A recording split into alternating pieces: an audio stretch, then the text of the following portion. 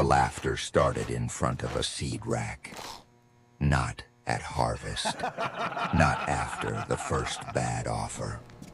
Not when the elevator clerk wrote the word feed across her sample ticket. It started earlier than that. On a cold February morning in western Kentucky, when Nora Whitlock set a mason jar of copper-red corn kernels on the counter and told the seed dealer, "I want 20 acres of this." The room went quiet for about half a second. Then Wade Perrin laughed into his coffee. "That's not corn," he said. "That's a decoration." Nora looked down at the jar. The kernels were dark red, almost rust-colored, with little dents at the top. They did not look like the yellow hybrid seed stacked in clean paper bags behind the counter. They did not look efficient. They did not look modern. They looked like something somebody's grandfather had saved in a tobacco barn and forgotten, which, in Nora's case, was almost exactly true. She smiled politely. "It grows." Wade leaned against the counter. "So does ragweed." A few men chuckled. The seed dealer tried not to, which somehow made it worse. Everybody in that room knew what corn was supposed to be. It was supposed to stand straight. It was supposed to dry evenly. It was supposed to go into the same elevator as everyone else's crop and disappear into the same river of yellow grain. Nora's corn did none of those things, and that was why everyone thought she had made the kind of mistake farmers cannot afford to make. The Whitlock farm sat on 200 uneven acres outside a little town where people measured land in yields, rainfall, and who had the newer planter. Most of the farms around Nora grew yellow dent corn for feed, ethanol, or bulk grain contracts. Nobody was getting rich, but at least they understood the game.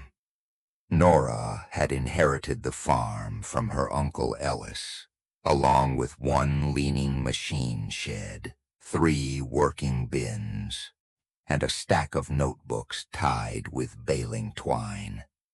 Ellis had not been an easy man. He was quiet, stubborn, and deeply suspicious of anything sold with a glossy brochure. But he understood soil. He understood weather. And more than anything, he understood that a crop could have a value the elevator never saw. When Nora was 13, he had taken her to the back ridge in late August. The rest of the county was yellow and uniform, but that little patch looked different. Shorter stalks, red ears, some leaning, some twisted. Nothing about it looked commercial. Ellis pulled one ear, peeled the husk, and broke a few kernels loose with his thumb. "Smell that," he said. Nora did. It smelled sweet, but not like sweet corn. It smelled deeper than that, like warm meal, sorghum, and something toasted. "What is it?" she asked. "Old ridge corn. Why don't people plant it?" Ellis looked across the rows. "Because they keep asking the wrong buyer." At 13, Nora did not understand that answer. At 41, with a farm loan due and everyone in the seed store laughing, she understood it enough to be dangerous. That spring, she planted the red corn anyway. The first problem showed up before the plants were knee-high. The stand was uneven. Some rows came up fast. Some came up slow. Some plants looked sturdy. Others looked like they were thinking about quitting. Wade drove by twice a week, pretending he had business down that road. By June, he had a nickname for it: Nora's Antique Patch. By July, half the county had heard it. At the co-op, the jokes became part of the furniture. How's the antique patch? Need us to call a museum? You planning to grind that or frame it? Nora laughed when she had to. Farmers learn that skill early. You do not show every bruise just because someone throws a small stone. But the jokes landed, because the crop really was difficult. It did not yield like hybrid corn. It did not fit the insurance spreadsheets cleanly. It threw ears at different heights. The color made buyers nervous before they even asked questions. Still, when the first harvest came in, Nora knew one thing the jokes did not know. The corn was extraordinary. When she cracked it through the little mill in the shed, the meal came out speckled with red and gold. It smelled warm before it ever touched heat. When she cooked it into cornbread, the kitchen filled with a smell so rich her daughter June walked in from the porch and said, "What did you put in that?" Nora said, "Corn." June took a bite, went quiet, then took another one. "That is not normal corn." Nora smiled for the first time in weeks. "No," she said, "it is not." The problem was that not normal was exactly what the market hated. In October, Nora hauled 3 paper sacks of cleaned grain to the county elevator.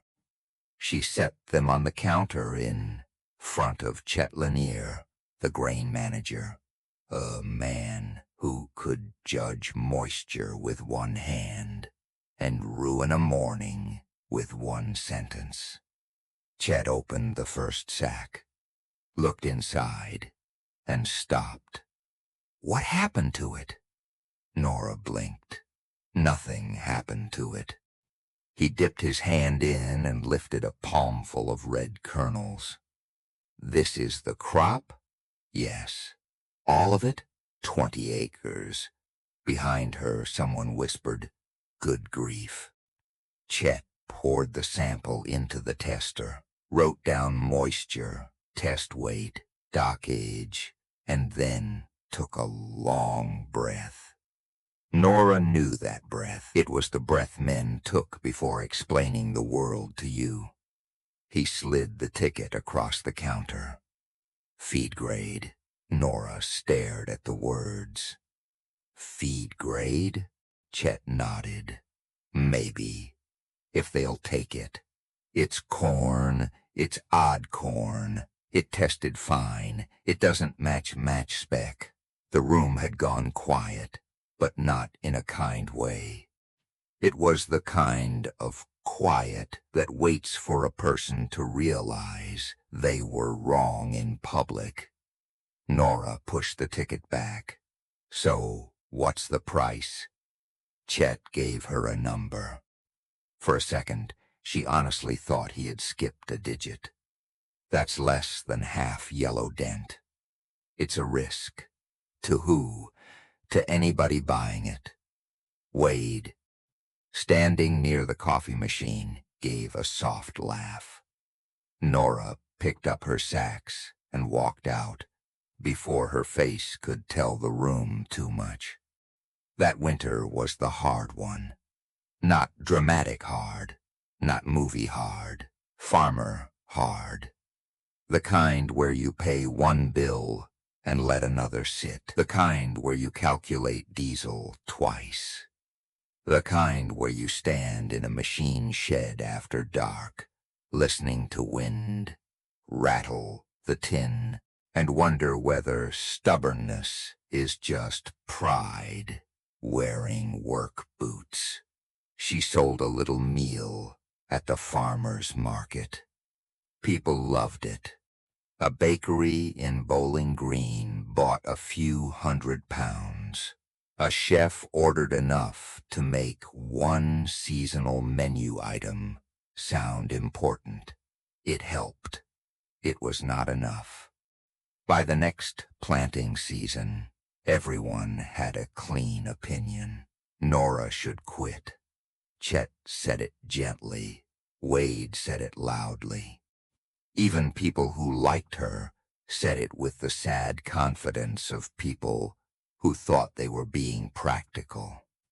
But Nora had Ellis's notebooks. She had one page he had written in pencil years before he died.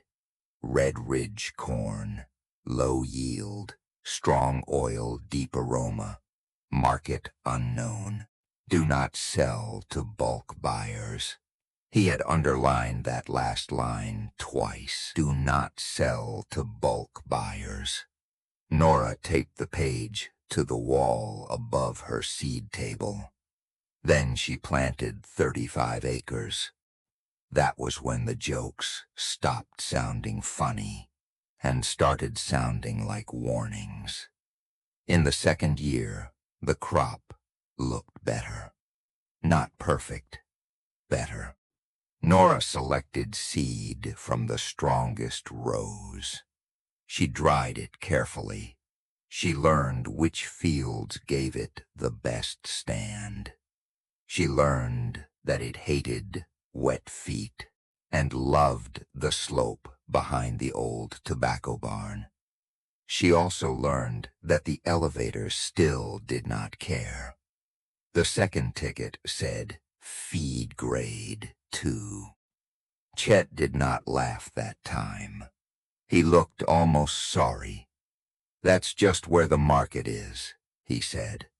Nora looked at the red grain in the sack. "No," she said. "That's where your market is."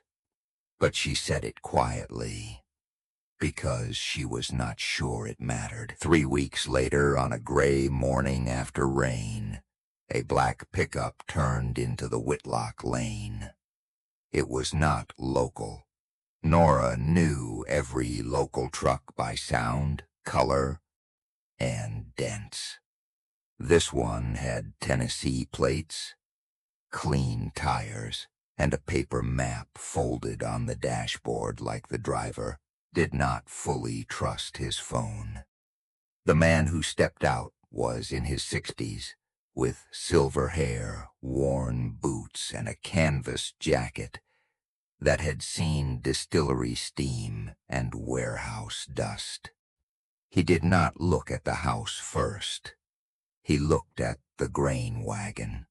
Then he walked straight to it. Nora came out of the shed, wiping her hands on a towel. "Can I help you?" The man turned. "I hope so. Name's Julian Voss." She waited. He pointed at the wagon. "Is that your red corn?" Nora's guard went up immediately. "Depends who's asking." Julian smiled. "Fair." He pulled a small glass jar from his coat pocket. Inside was a little scoop of Nora's meal. "I had cornbread in Nashville last week," he said. "Restaurant said the meal came from a farm near here." Nora looked at the jar, then at him. "You drove here for cornbread?" "No," he said. "I drove here because cornbread usually doesn't smell like toasted caramel and orange peel." That was the first sentence anyone had said about her corn that did not make it smaller. Nora opened the wagon gate enough to let a little grain fall into a bucket.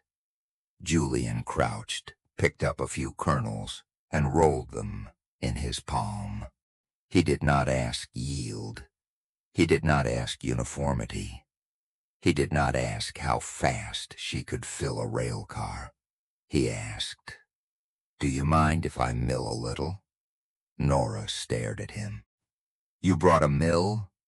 In the truck. Of course he had. For the next hour, Julian behaved like the red corn was not a problem to be explained, but a language he already knew how to read. He milled it, smelled it, chewed a small pinch of the meal, asked what field it came from, asked how she dried it, asked whether the red stayed strong in later plantings, asked about oil, weather, soil, selection, storage. Finally, Nora said, "What exactly do you do?" Julian looked up from the bucket. Whiskey.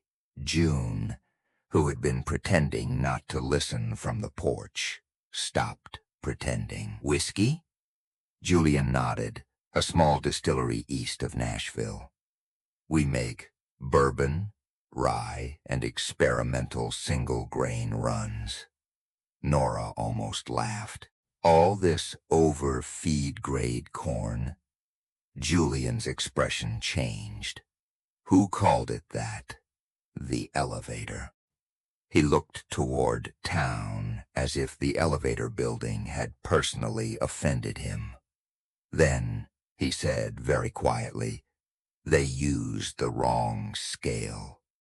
That evening, Julian stayed longer than Nora expected. He walked the fields after the rain. He stood in the rows behind the tobacco barn. He asked about Ellis's notes.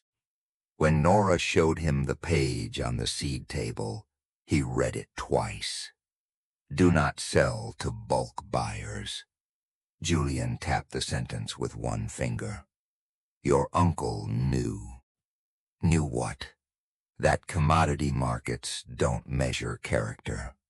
They measure sameness." The words stayed in the shed after he left. Before he climbed into the pickup, Julian loaded 4 sample bags into coolers and handed Nora his card. "Give me a month." "For what?" "To see what the grain says when it's allowed to speak." That sounded beautiful. It also sounded expensive.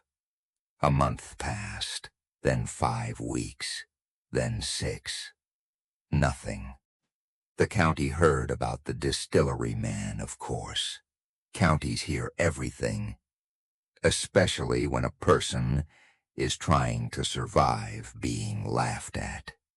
At the co-op, Wade could barely contain himself. "A whiskey man with a pocket mill," he said. "That's a new one." Chet told him to leave it alone. But he was smiling when he said it. Nora kept working. There is no graceful way to wait on a miracle, so she did the only thing farmers can do. She fixed fence, cleaned bins, checked moisture, and pretended every passing truck was not the one she wanted to see. By the 7th week, she had stopped keeping Julian's card on the kitchen table. She put it in a drawer. That felt like surrender, though she would never have called it that. Then, on a Thursday afternoon, the black pickup returned. Nora was in the shed changing a cracked belt on the auger. June saw the truck first. "Mom." Nora stepped outside. Julian climbed out carrying a cardboard box and a folder so thick it looked like a tax problem. His face was serious, which made Nora's stomach drop. He set the box on the tailgate. I owe you an apology, Nora swallowed. For what? For taking 7 weeks. Then he opened the box. Inside were small glass bottles, each filled with a pale new whiskey straight from test barrels. Labels were taped on by hand. Red Ridge Corn, Trial 1. Red Ridge Corn, Trial 2. Fermentation Notes. Aroma Panel. Julian spread the papers out across the tailgate. Starch conversion. Oil content. Fermentation speed. Flavor retention after distillation. Aroma intensity compared with standard yellow dent. Nora understood maybe half of it. Julian saw that and smiled. Your corn fermented beautifully, he said. It keeps its flavor through the still.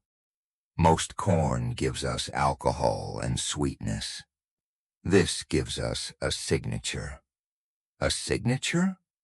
He picked up one of the bottles and held it to the light. Toasted grain, honey, dried fruit, a little spice, it doesn't vanish. Nora looked at the bottle like it might be dangerous. So, it works. Julian laughed once. Nora, it did more than work.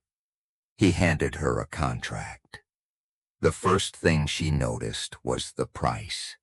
Then she noticed the volume. Then she noticed the length of the agreement.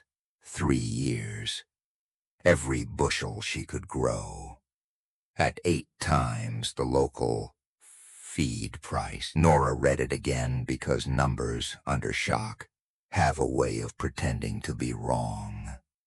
June whispered, "Mom." Nora could not answer. The whole county had weighed that corn on the same scale.